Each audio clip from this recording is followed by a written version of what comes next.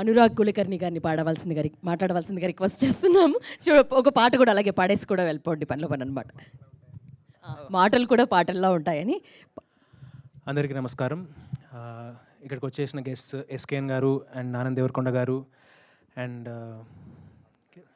Aditya Hasan garu, thank you so much for launching our song.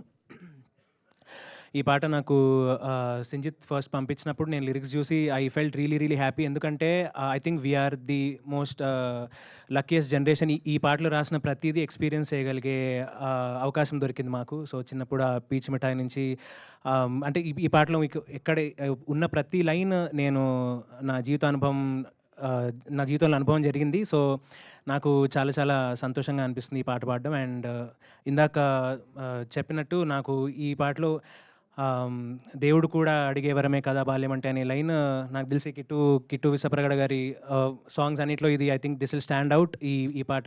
And I'm really lucky to have song these lyrics. And Sanjit, thank you so much. నాకు మేము little హార్ట్స్లో కూడా మీరందరూ చాలా మమ్మల్ని అంటే ఎంతో లవ్ అండ్ అఫెక్షన్ చూపించి మా పాటకి చాలా మంచి రెస్పాన్స్ ఇచ్చారు.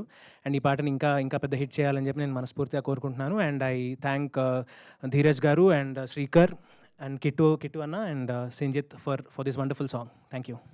మీ మాటలు విన్నాం. మీ పాట కూడా ఒకసారి టెండూల్కర్లా అంటే మేము అక్కడ ఒకసారి టెండూల్కర్లా తలచి పగలే కలలే